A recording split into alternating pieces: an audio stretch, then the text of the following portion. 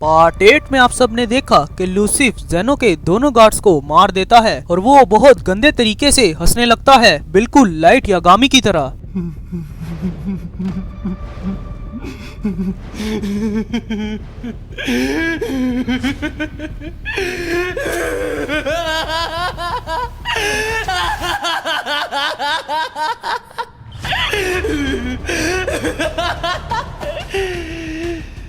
और फिर हमें दिखाया जाता है कि ट्रंक्स अपनी विश मांगने लगता है, पर ज़लामा उसे ऐसा करने से रोक देता है और ज़लामा कहता है कि अगर तुम ऐसा करोगे तो तुम्हारी गॉड ऑफ डिस्ट्रक्शन की सीट छीन ली जाएगी। फिर ज़लामा कहता है कि चलो ठीक है, हम तुम्हें क्रोनोवा के पास छोड़ देंगे। तभी ज़लामा सुपर शिनरोन से कहता है कि तुम इसे 2 विश मांगने की इजाजत दे दो। तभी ट्रंक्स अपनी दोनों विशेस को पूरी कर लेता है और सारे के सारे गॉड ऑफ डिस्ट्रक्शन जिंदा हो जाते हैं। और ट्रंक्स की टाइमलाइन और यूनिवर्स में अर्थ पे जितने भी लोग मरे थे वो सारे के सारे भी जिंदा हो जाते हैं और सारे जी फाइटर्स भी जिंदा हो जाते हैं। और फिर हमें दिखाया जाता है कि गोकू ब्लैक गोकू और वेजिटा को बता रहा होता है कि उस सुपर सीन 4 से मैं पहले भी लड़ चुका हूँ। और फिर हमें पता चलता है कि ट्रंक्स की वो विश मांगी ही जानी थी, ऐसा सालों पहले ही तय हो चुका था। और फिर हमें दिखाया जाता है ट्रंक्स, ज़लामा और मीरस वहाँ से प्लेनेट वाम्पा की ओर निकल जाते हैं फ्यूचर टाइमलाइन में। और आखिर में हमें दिखाया जाता है कि लॉर्ड बीरस और वीस नीचे आ जाते हैं और वीस कहता है मीरस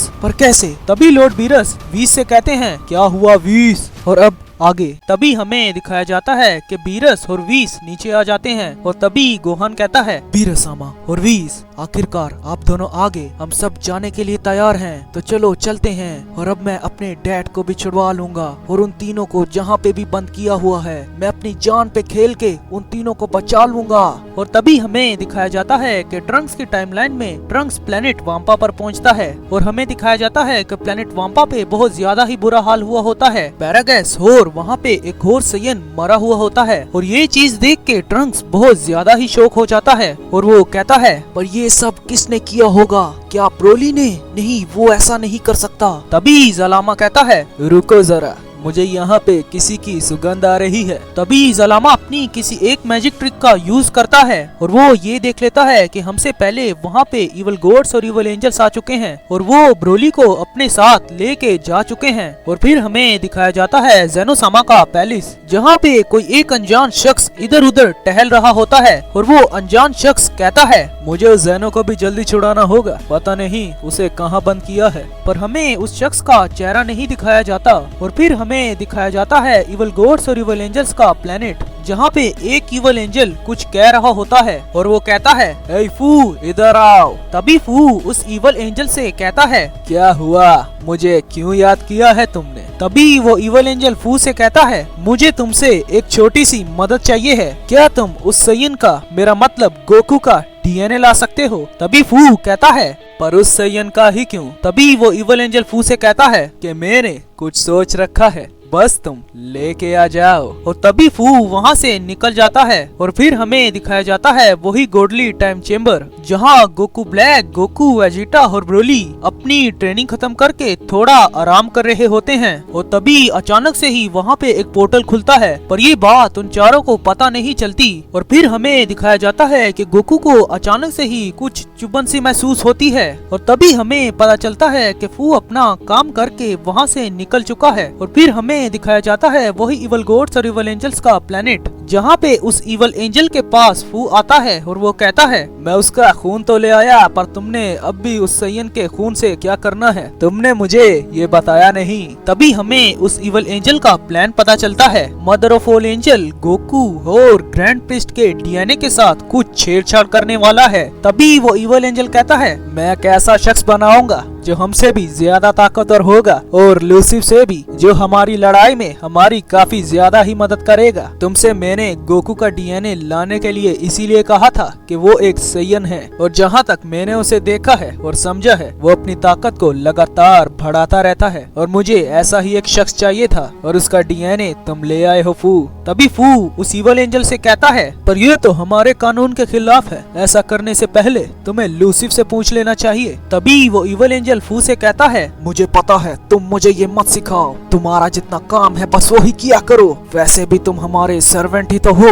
और ये बात सुन के फू बहुत ही ज्यादा गुस्सा हो जाता है। तभी वो इवल एंजल फू से कहता है क्या अब मेरा मुंह देखते रहोगे, अब जाओ यहाँ से। तभी फू वहाँ से चला जाता है और फिर हमें दिखाया जाता है यूनिवर्सल में धरती, जहाँ पे व्हीस गोहान से कहता है, हे गोहान, कि यहाँ मेरा भाई था। ये बात जो मैं तुमसे पूछ रहा हूँ, इस बात का कोई मतलब तो नहीं बनता, पर मैंने उसकी एनर्जी सेंस की थी। और तभी गोहान अपने दिल में सोच के कहता है, क्या मैं इन्हें बता दूं कि यहाँ पे ट्रंक्स आया था और मीरस भी, और वो पिकोलो जैसा शख्स ज़लामा। तभी गोहान ये डिसाइड करता है कि मैं उन्हें ये नहीं बताऊंगा। और तभी गोहान कहता है, हे व्हीस, क्या हम जा सकते हैं? मुझे बस ये बताओ। तभी व्हीस गोहान को बताता है कि हम अभी नहीं जा सकते, हमें कोई और तगड़ा प्लान बनाना होगा, क्योंकि उन इवल गॉड्स और इवल एंजल्स ने ग्रैंड प्रीस्ट और ज़ेनोसामा को भी कहीं पे बंद कर दिया है। और ये बात सुन के सारी सी फाइटर्स काफी ज्यादा चौंक जाते हैं। और तभी हमें फिर से वही इवल गॉड्स और इवल एंजल्स का प्लेनेट दिखाया जाता है, जहाँ पे वो इवल एंजल्स ब्रोली को उठा के लाए होते हैं। ब्रोली वहाँ पे उठते ही हल्ला मचा देता है और सारे एंजल्स ब्रोली को देख के काफी ज्यादा घबरा जाते हैं, क्योंकि ब्रोली की शक्ति लगातार बढ़ना शुरू हो जाती है। और Broly super Sen 4 limit breaker को ही यूज कर रहा होता है, पर वो super Sen 4 limit breaker demonic होता है। और उसके बाद हमें दिखाया जाता है कि गोहान व्हीस से पूछता है कि अगर ग्रैंड प्रीस्ट और ज़ेनोसामा को भी बंद कर दिया है तो मेरे डैड, वेजिटा और ब्रोली को बचाना काफी मुश्किल है, क्योंकि अगर वो ग्रैंड प्रीस्ट और ज़ेनोसामा को बंद कर सकते हैं तो मेरे डैड, वेजिटा और ब्रोली उन इवल गॉड्स और इवल एंजल्स के लिए काफी ज्यादा कमजोर हैं। तभी व्हीस गोहान से कहता है कि हम अभी तक नहीं जानते कि उन इवल गॉड्स और इवल एंजल्स ने ग्रैंड प्रीस्ट को पकड़ा कैसे। क्या पता ग्रैंड प्रीस्ट कोई चाल चल रहे हो उन इवल गॉड्स और इवल एंजल्स के खिलाफ कि हम किसी तरीके से जीत जाएं, क्योंकि अगर उन्होंने ग्रैंड प्रीस्ट को पकड़ना था तो उन्हें पहले ग्रैंड प्रीस्ट के साथ फाइट करनी पड़ती, पर वो बिल्कुल भी फाइट नहीं किए और वो आराम से ही ग्रैंड प्रीस्ट को पकड़ के ले गए।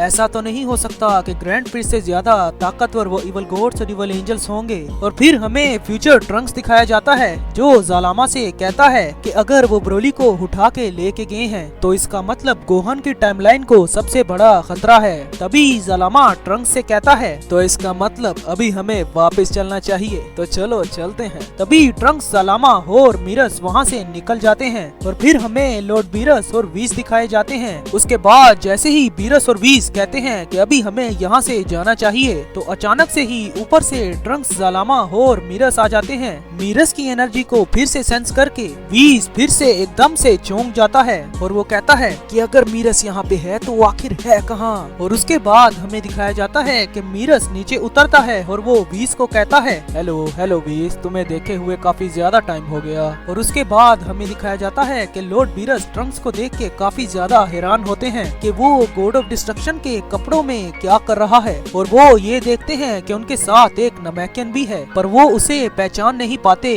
फिर व्हीस कहता है कि इसे मैंने कहीं देखा है। तभी व्हीस को याद आता है कि ग्रैंड प्रीस्ट जब उन्हें ट्रेनिंग दे रहे थे तो ज़लामा के बारे में उन्हें ग्रैंड प्रीस्ट ने बताया था। तभी व्हीस समझ जाता है कि ये क्रिएटर ऑफ एवरीथिंग ज़लामा ही है। तभी व्हीस ज़लामा के पास जाके कहता है कि अगर तुम क्रिएटर ऑफ एवरीथिंग ज़लामा ही हो तो तुमने उन्हें रोका क्यों नहीं। तभी ज़लामा व्हीस से कहता है, मैं उन्हें रोक तो देता, पर ये काफी जल्दी हुआ। जब तक मुझे इस बारे में पता चला तो तब तक काफी ज्यादा देर हो चुकी थी। जैसे ही बीरस ज़लामा का नाम सुनता है वो बिल्कुल हैरान हो जाता है और वो ज़लामा के आगे झुक जाता है, क्योंकि बीरस भी जानता है कि ज़लामा ही क्रिएटर ऑफ एवरीथिंग है। और उसके बाद हमें दिखाया जाता है कि लॉर्ड बीरस ज़लामा के पास जाते हैं और वो ज़लामा से कहते हैं कि अगर ये आपको भी नहीं पता चला कि वो इवल गॉड्स और इवल एंजल्स जिंदा हो चुके हैं तो इसका मतलब उन्होंने अपने ऊपर कोई ना कोई तो बैरियर लगाया होगा। फिर हमें दिखाया जाता है वही इवल गॉड्स और इवल एंजल्स का प्लेनेट, जहाँ पे एक इवल एंजल ग्रैंड प्रीस्ट के पास गया होता है और अचानक से ही वो इवल एंजल झटका खा के पीछे गिर जाता है। तभी ग्रैंड प्रीस्ट उस इवल एंजल को देख के कहते हैं, मुझे पता था तुम मेरे पास जरूर आओगे और मेरा डीएनए लेना चाहोगे, इसीलिए मैंने अपने चारों तरफ एक बैरियर लगा दिया था। तभी वो इवल एंजल वहाँ से निकल जाता है और फिर हमें दिखाई जाती है mother of all angel,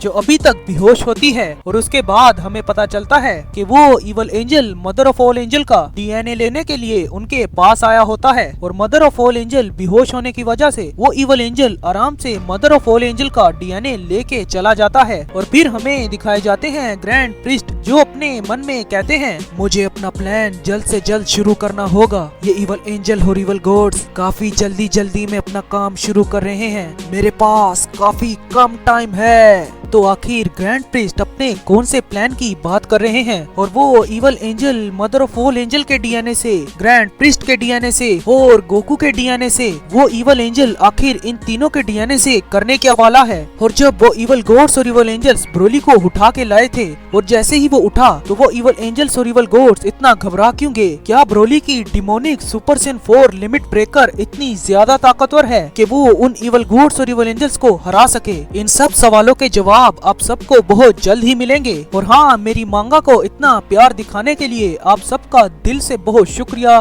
thank you so much guys. मैं ऐसे ही आपके लिए कमाल की मांगा लाता रहूंगा। और अगर आपके मन में स्टोरी से रिलेटेड कोई सवाल हैं तो आप सब मुझे कमेंट सेक्शन में भर भर के पूछ सकते हैं। और हाँ, मुझे कमेंट्स में जरूर भर भर के बताना कि आपको ये पार्ट 9 कैसा लगा। और अगर आपको ये पार्ट 9 पसंद आया है तो मेरी वीडियो को लाइक और चैनल को सब्सक्राइब जरूर से कर देना, वीडियो को शेयर भी जरूर से कर देना। मैं आपसे मिलूंगा अगली वीडियो में, तब तक के लिए बाय।